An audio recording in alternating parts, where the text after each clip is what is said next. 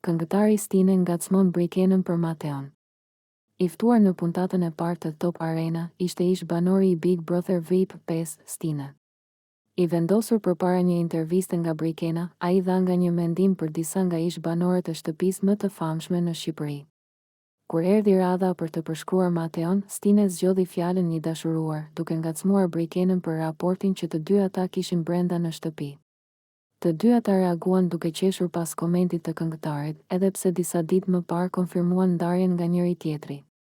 Stine gjithashtu u ndal edhe te raporti me Mirin, duke u shprehur se nuk është takuar me të që pas finales së Big Brother, por shtoi se nuk ka hatërmbetje mes tyre.